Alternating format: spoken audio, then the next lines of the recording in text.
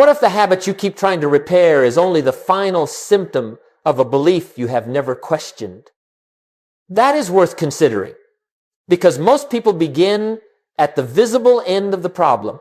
They say, I need a better schedule, I need more motivation, I need to become tougher, so they buy a new planner, set the alarm earlier, organize the desk, and write 12 goals on a page. For 4 days, they are magnificent. On the 5th day, life arrives wearing muddy shoes. The routine slips, the planner closes, and they conclude, I must need a stricter planner. Apparently, the previous one lacked authority. Now, the problem may not be the planner. The problem may be the philosophy operating behind it. Imagine a house with a crack that keeps appearing in the wall. You paint over it on Monday. By Friday, there it is again. So you buy better paint, then thicker paint, then a picture large enough to cover the whole thing. That may improve the decoration, but it does not correct the movement beneath the house. Sooner or later, the foundation announces itself. Habits work the same way. A schedule is visible. A routine is visible. The alarm clock, the workout, the book, the savings plan, those are visible. But underneath them is something less obvious. What you have concluded about effort, discomfort, responsibility, possibility, and time. That collection of conclusions is your personal philosophy. It is what you quietly believe when nobody is making a speech to you. Does today count, or can it always be replaced by tomorrow? Is discomfort a sign to stop, or sometimes the price of learning? Are you responsible for every circumstance? Of course not. But are you responsible for your next response? That is a different question. Make a note of this. Routines eventually descend to the level of the belief supporting them. You can force behavior upward for a little while. Pressure can do that. Excitement can do that. Fear can do that. But if the philosophy underneath remains unchanged, the old reasoning will begin negotiating. One day will not matter. This should be easier. Perhaps this is simply not who I am. And before long, the old belief has hired the old habit again. So do not be too quick to call yourself weak. Be honest, certainly. Take responsibility, certainly. But investigate before you condemn. A failed routine may not prove that you lack character. It may reveal that your actions and your accepted conclusions are pulling in opposite directions. We are going to examine that conflict practically. We will uncover the hidden chain, identify the beliefs that weaken discipline, audit one recurring result, and build a better conclusion that action can reinforce. And where do we begin? With the results you can see. Then we trace it backward, link by link, until we find the belief that set the whole process in motion. Now, think of your life as a river. What appears downstream did not begin downstream. The water arrived from somewhere. And if something has entered the river near its source, standing at the mouth with a bucket will keep you busy for a very long time. Here is the sequence. An accepted idea shapes your interpretation. Your interpretation influences your attitude. Your attitude affects your choices. Your repeated choices produce results.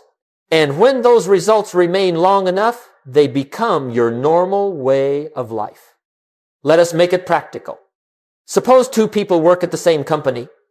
Both realize they need to improve their skills. The first person accepts this philosophy. Learning is an investment in future capability. That belief shapes the meaning of study. Reading after work is not merely another task. It is preparation. Because the meaning is preparation, the attitude becomes curious rather than resentful. What happens next? The person schedules time to learn. Perhaps the progress is slow, but the activity continues. Over time, understanding improves. Better questions appear. Problems that once seemed confusing become manageable. Greater capability can create greater usefulness, and greater usefulness can create more options. Notice where those options began. They did not begin with the promotion, the opportunity, or the new responsibility. They began upstream with a conclusion about learning.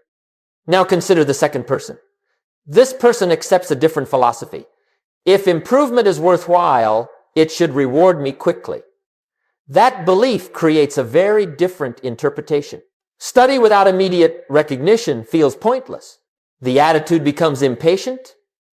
The activity becomes inconsistent. A few energetic evenings are followed by several weeks of nothing. Then the results remain unchanged. And the person says, "See, I knew this learning business was overrated." That is an interesting trick, isn't it? The philosophy helps produce the result, and then the result is invited to testify in defense of the philosophy. I believed effort would not pay, so I offered very little sustained effort. Nothing improved. Case closed. Well, perhaps we should reopen the case. This is why changing activity alone often produces temporary progress. You can pressure yourself into studying for a week. You can frighten yourself into saving for a month. You can shame yourself into exercising for 3 mornings. But if the original interpretation remains untouched, it will eventually call the old attitude back to work. Now, circumstances matter. A demanding job matters. Illness matters. Family obligations matter. Limited resources matter. We do not need to pretend that every person is standing on equal ground. But circumstances enter the chain as conditions, not automatic commands. Between what happens and what you do next, there is an interpretation. And wherever interpretation can be examined, some measure of choice remains. Make a note of this. Before correcting the result, inspect the conclusion feeding it. If you dislike the downstream condition, do not merely splash around in it. Follow the river backward. Ask what actions produced it, what attitude guided those actions, what interpretation created that attitude, and what belief made that interpretation seem reasonable. Once the chain is visible, the next question becomes unavoidable. Which quiet conclusions are most likely to corrupt it at the source? Here are 3 conclusions worth examining. Because they sound harmless, that is what makes them dangerous. A foolish idea wearing a foolish hat is easy to recognize. The troublesome ones arrive, dressed like common sense. The first belief is this: one small choice does not matter. Strictly speaking, that can be true. One neglected evening may not destroy your education. One careless meal may not determine your health. One unnecessary purchase may not ruin your finances. One missed expression of appreciation may not damage a relationship. So the excuse says, you see, no great harm done. The wiser principle answers, yes, but will you use that reasoning only once? There is the problem.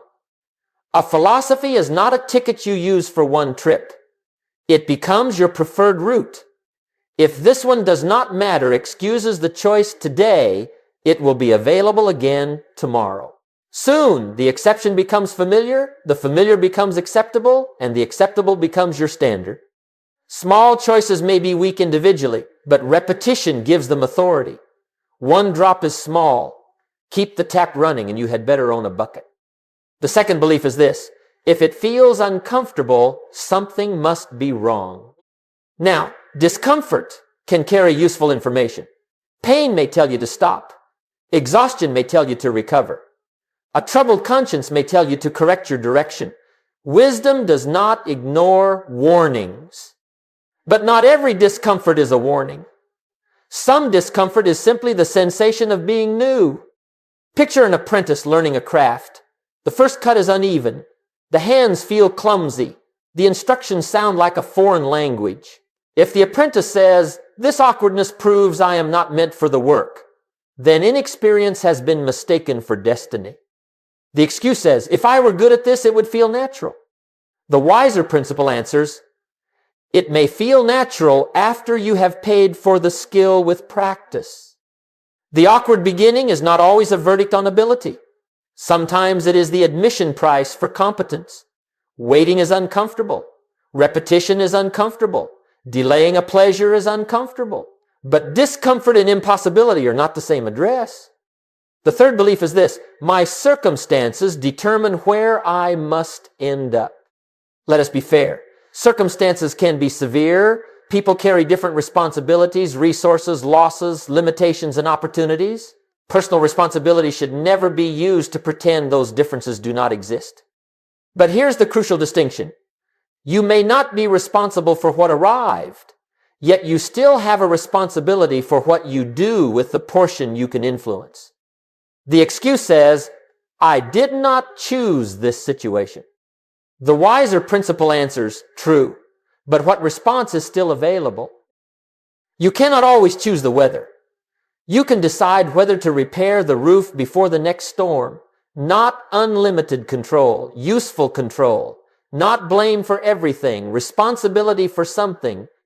And here is one more belief that often supports the other three. If I cannot do it perfectly, there is no point doing it. That sounds noble, doesn't it? Very high standards, very impressive. It can also become laziness, wearing a necktie. The perfectionist misses one day and announces the funeral of the entire plan. The wiser principle says, correct the mistake before it becomes a method. Discipline is not proved by never slipping. It is proved by refusing to build a home where you slip. Make a note. The most dangerous belief is rarely a complete lie. It is usually a partial truth stretched until it gives comfort, permission to overrule commitment. One choice may be small, but a repeated philosophy is not. Discomfort may signal danger, but it may also accompany growth. Circumstances may restrict your options, but they do not erase every response. High standards may inspire excellence, but perfectionism can prevent consistency. Once you recognize these conclusions, you can stop arguing only with the habit and begin correcting the reasoning that keeps rehiring it. But another trap remains. You may discard your old routine, copy the routine of someone you admire, and still fail because you borrowed the behavior without borrowing the meaning that makes it sustainable. Two people can wake before sunrise and perform the same task. One feels prepared, the other feels punished. Same hour, same action, entirely different experience. Why? Because the clock does not supply the meaning. Philosophy does. This is where comparison creates trouble. We see the visible routine of someone doing well, the early rising, the exercise, the reading, the carefully planned work, and we copy the arrangement. What we cannot see is the purpose underneath it. We do not see the years that formed their standards, the responsibilities that made the routine necessary, or the future they are trying to protect. So we imitate the schedule and expect to inherit the conviction. That is like borrowing somebody's shoes and wondering why we do not walk with their confidence. We may acquire the appearance, but appearance has a short battery life. A routine borrowed from admiration may last while admiration is fresh. A routine borrowed from panic may last while the fear is loud. A routine borrowed for approval may last while somebody is watching. But when attention moves elsewhere, the behavior loses its reason for being. Here is the key. Do not copy only the form. Understand the function. The major question is not, what does that successful person do at 5 a.m? The major question is, what value is that behavior protecting? Perhaps reading protects continued growth. Then the principle is daily learning, not a particular chair at a particular hour. One person may read before breakfast. Another may listen during a commute. A parent may study after the children are asleep. Perhaps exercise protects energy and health. That does not require everyone to follow the same program. Perhaps saving protects future choice. One person may transfer money each payday. Another may organize around irregular income. Perhaps focused work protects craftsmanship. One person needs an early quiet hour. Another needs a guarded afternoon. Same principle, different architecture. Now, this is not permission to redesign every routine until it becomes suspiciously comfortable. We are clever enough to call avoidance personalization. So ask 3 honest questions. First, what future does this routine serve? Second, what principle does it express? Third, what form can I sustain within my actual responsibilities? If you cannot answer the first question, the routine has no destination. If you cannot answer the second, it has no foundation. If you ignore the third, it may have no chance. You are not required to perform somebody else's identity.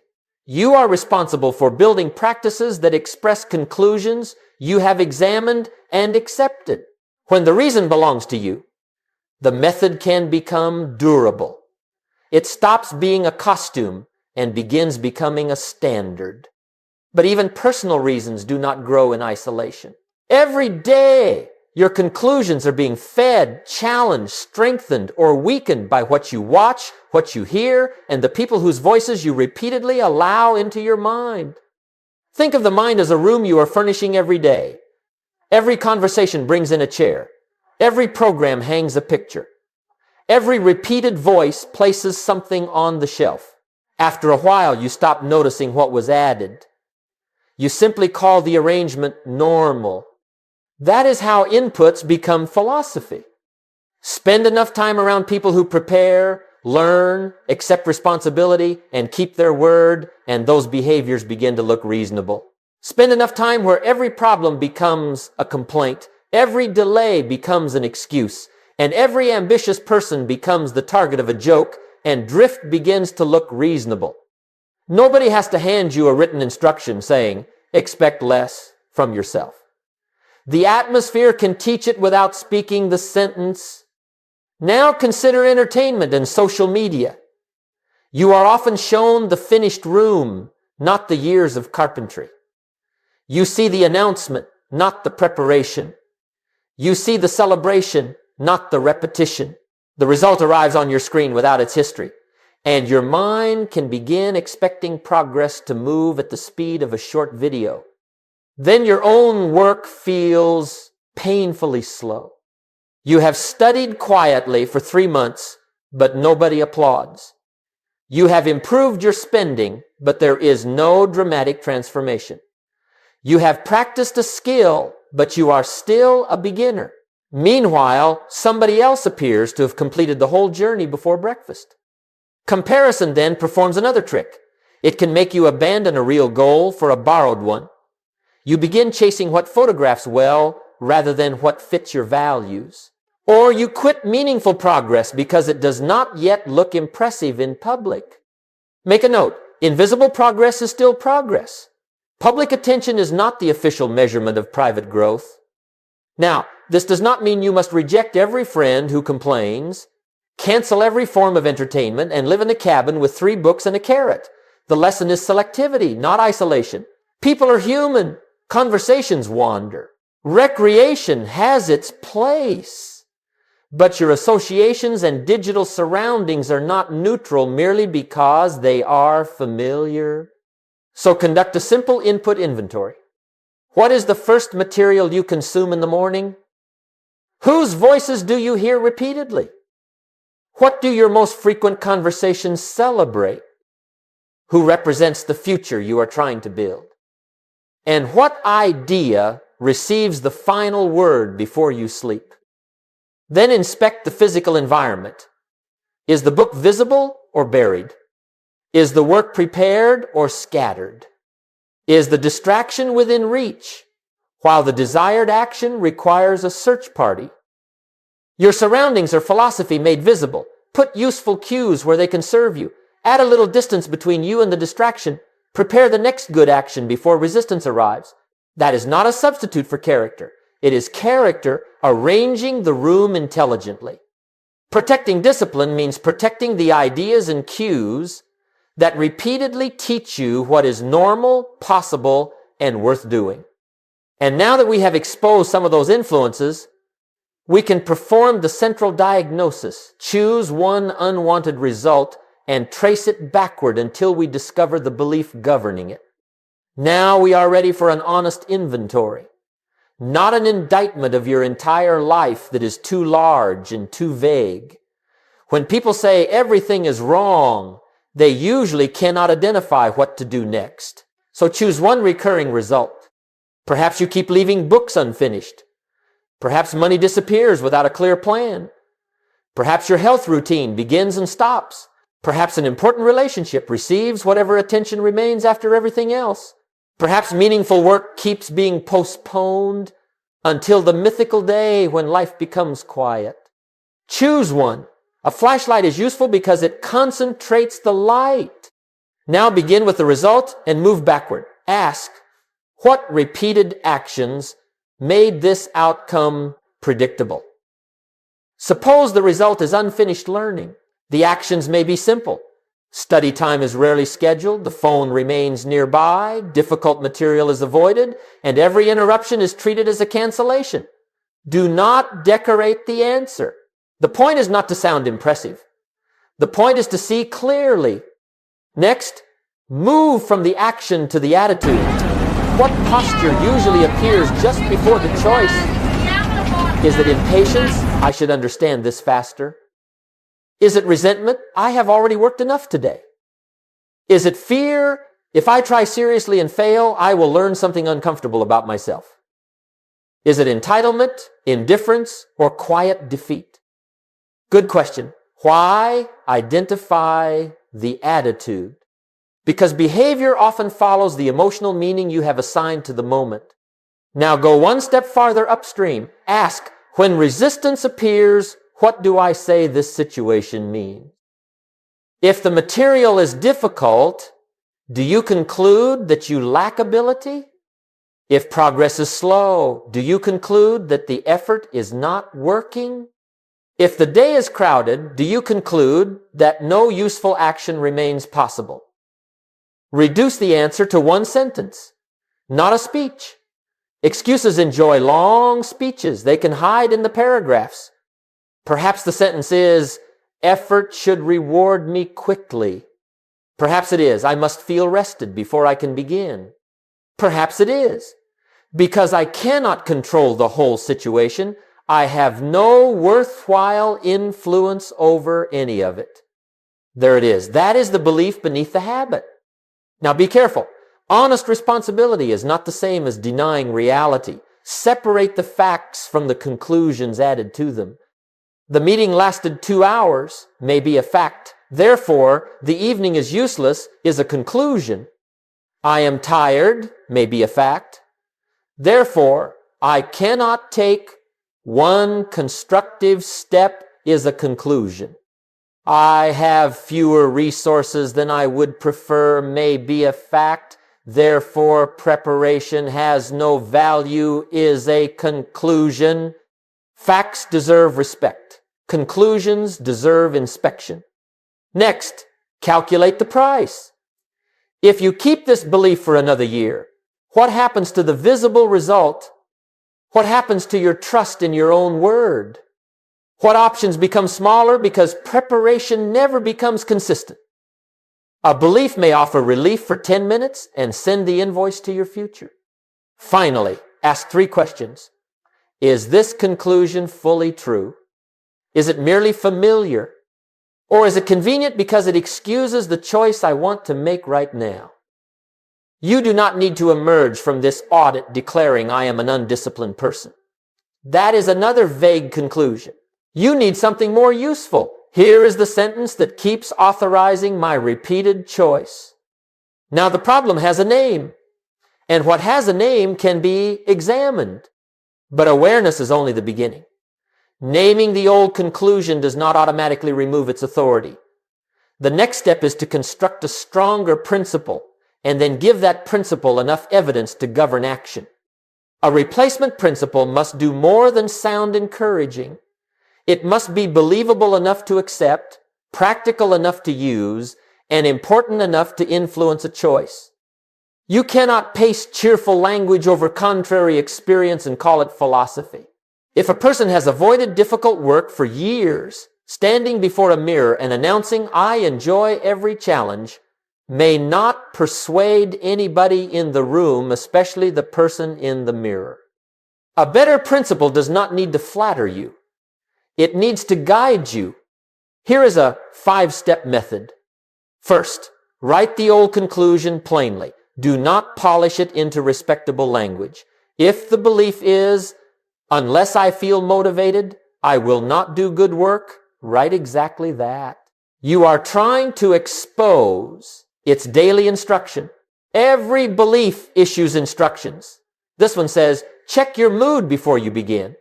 Second, identify the bargain it offers. What does the old belief give you now, and what does it cost you later? Perhaps it gives immediate relief. You avoid strain, uncertainty, or the possibility of doing something badly. But what is the later price? Delayed work, reduced skill, missed opportunities, and another small withdrawal from self-trust make the whole bargain visible. Comfort likes to advertise the benefit and hide the invoice. Third, construct a better principle that directly answers the old one. Not, I am unstoppable. That may be a little ambitious before breakfast. Try something credible. I can begin with a useful action before the preferred mood arrives. Or perhaps your old conclusion is, small efforts are pointless. The better principle might be, small choices gain power when repeated. If the old conclusion is, I cannot control everything, so nothing I do matters, the replacement might be, present influence is more useful than total control. If the old belief says, discomfort proves failure, answer it with, temporary difficulty can accompany development. Fourth, gather evidence. Look through your own experience. When have you started reluctantly and felt better once you were moving? When has preparation helped before the final result appeared? When has accepting responsibility improved the direction, even though it did not solve everything immediately? You are not searching for a miracle. You are searching for honest evidence that the new principle deserves a trial. Fifth, create one action that can make the principle visible today. Not next month, not after a complete renovation of your personality, today. Suppose the old belief is that motivation must come first. The new principle says a modest beginning can come first. Your action might be to open the document, remove distractions, and work attentively for 5 minutes. 5 minutes will not complete a major project. That is not its assignment. Its assignment is to prove that action can begin without emotional permission. Then tomorrow, prove it again. At the end of the day, conduct a short review. What choice appeared? What resistance did you feel? Which principle did you use? What evidence did the action create?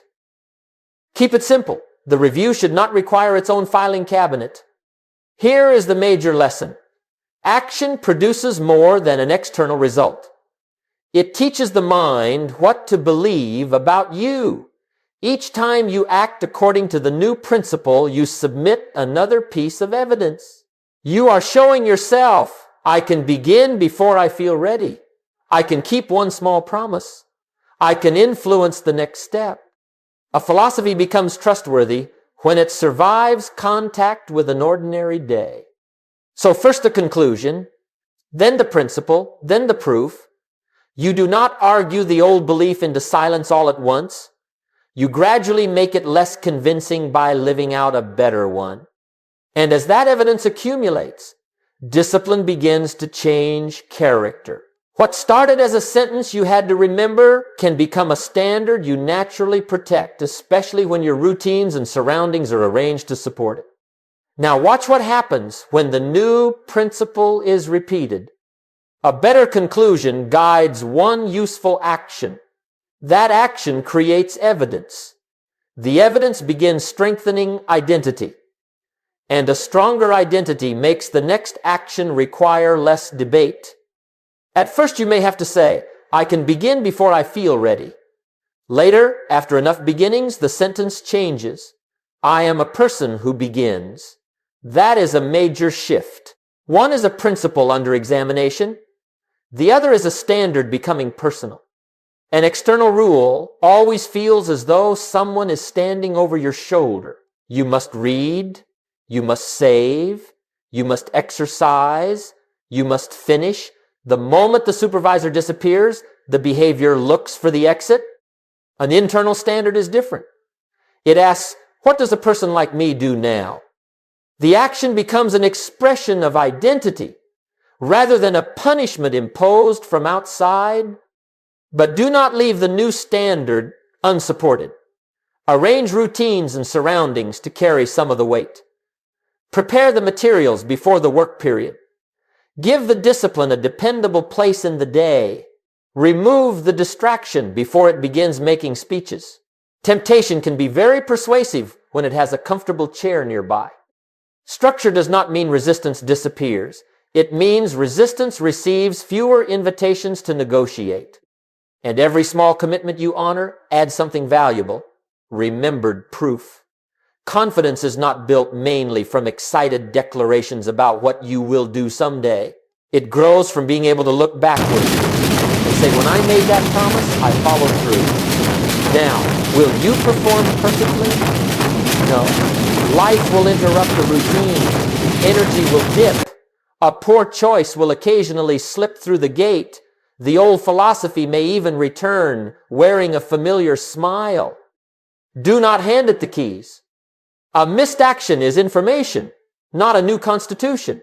Inspect it. What happened? Was the plan unrealistic? Was the environment unprepared? Did you leave the decision until the weakest part of the day? Or did you simply choose comfort? Be honest without becoming theatrical. Then use a return sequence. Acknowledge the lapse. Correct what can be corrected.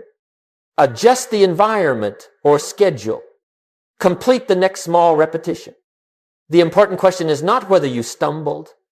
The important question is whether the stumble is allowed to rewrite what you believe. Now bring back the whole chain.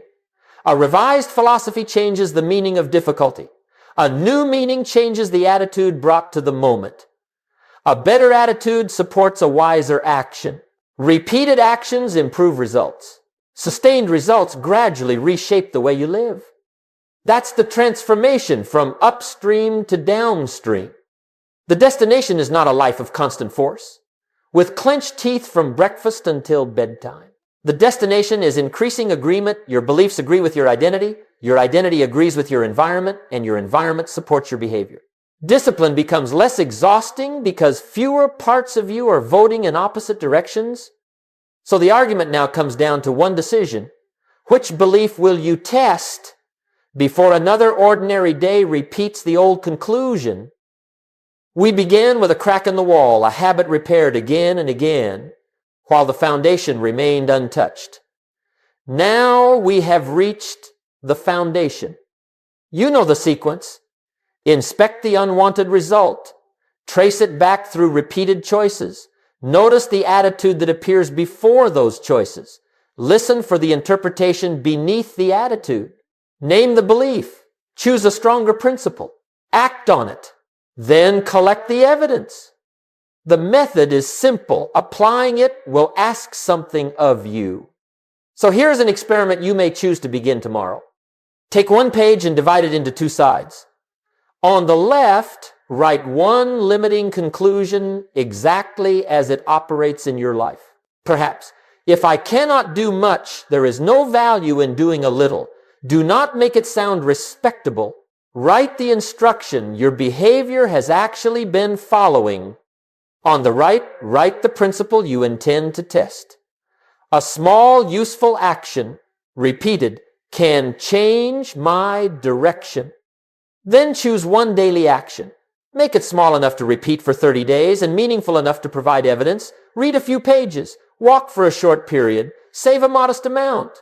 Give focused attention to someone you love. Spend several uninterrupted minutes on work you have been postponing. The action does not need to impress anybody. Its job is to cast a vote. Each evening, ask one question. Did today's choice strengthen the old conclusion or the new one? No long trial, no dramatic sentencing, just an honest answer, a brief note, and another opportunity tomorrow. This is an experiment, not a demand for instant perfection. If you miss, inspect the miss, make the correction, and return. The purpose is not to manufacture a flawless month. The purpose is to discover whether a better principle, repeatedly practiced, can become a more trustworthy way to live. Because a better future begins before the visible result appears. It begins before the routine feels natural. It begins at the source in the quiet moment when you decide which conclusion will be allowed to lead. The old belief has had evidence. Now give the new one 30 days.